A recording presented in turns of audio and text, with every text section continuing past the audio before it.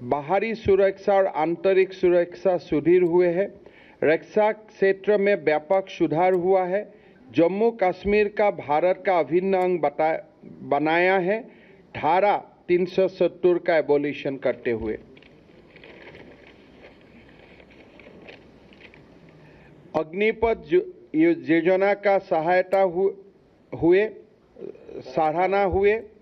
CDS और औरप ये दोनों का और 3,000 करोड़ रुपया का 3,000 रक्षा उपकरणों का निर्णय में प्रतिबंध पर भी सरकार का प्रशंसा की गई।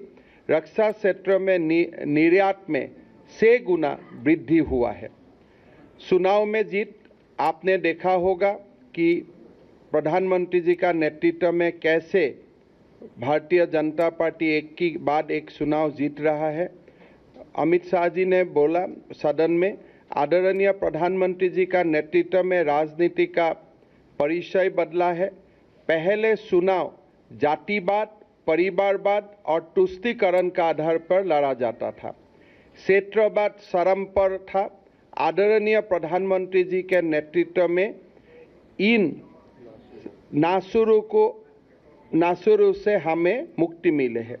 आज चुनाव पॉलिटिक्स ऑफ परफॉर्मेंस और डेवलपमेंट के आधार पर लड़ा जा रहा है।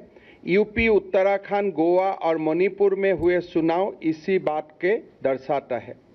निकाय का चुनाव और उपचुनाव में भी भाजपा का एक तरफा का जीत हासिल हुए है। 8 साल में मोदी जी के शासन में प्राणवाद, भ्रष्टाचार और पॉलिसी पैरालिसिस से मुक्ति मिले है। असम में भाजपा की विजय पूर्वोत्तर में भाजपा का परमानेंट उपस्थिति का परिचायक है। मणिपुर में भी दोबारा सरकार आया है।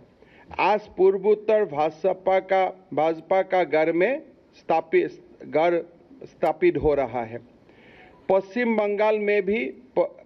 बंगाल और तेलंगाना में भी परिवारवाद राजनीति से मुक्ति मिलेगा।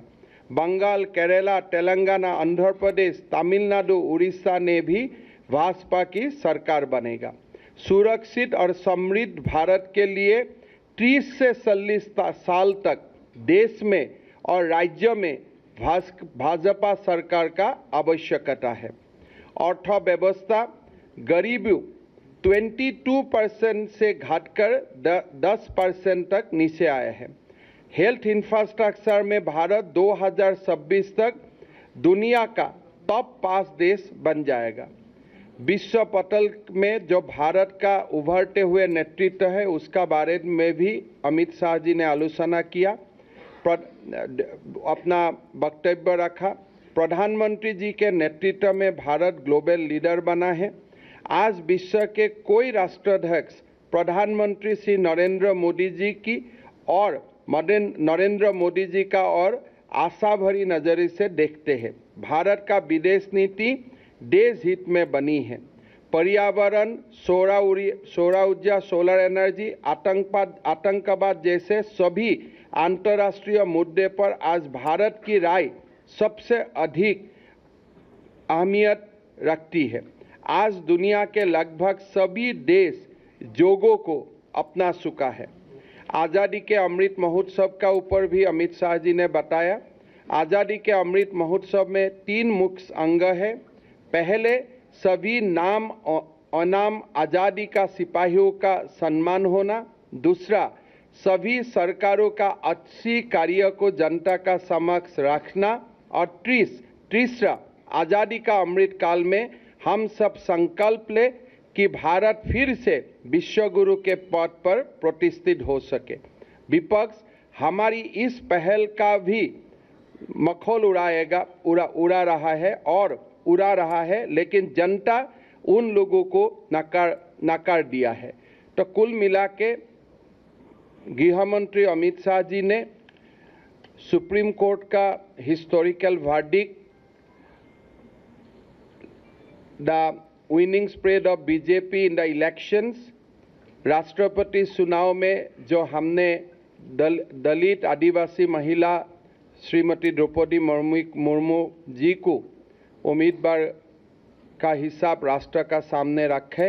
ये सारा मुद्दा पॉलिटिकल रिजोल्यूशन में हम सब सदन का सामने रखे और चर्चा का बाद और कोई बाकी सारे सदस्य ने भी ये चर्चा में भाग लिया और चर्चा का बाद ये पॉलिटिकल रिजोल्यूशन विथ कंसेंसस ये पारित किया गया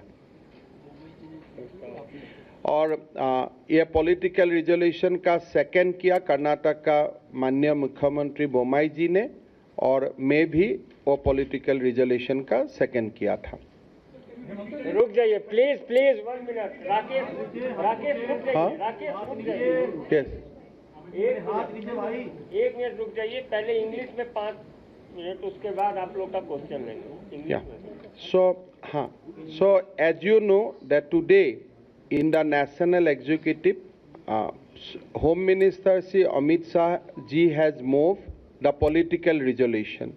The resolution was seconded by the Chief Minister of Karnataka, Shri Bommai ji, and myself. In beginning of his speech, Amit Shah ji has drawn the attention of recent Supreme Court verdict. Himanta Biswa Sharma को आप सुन रहे थे। BJP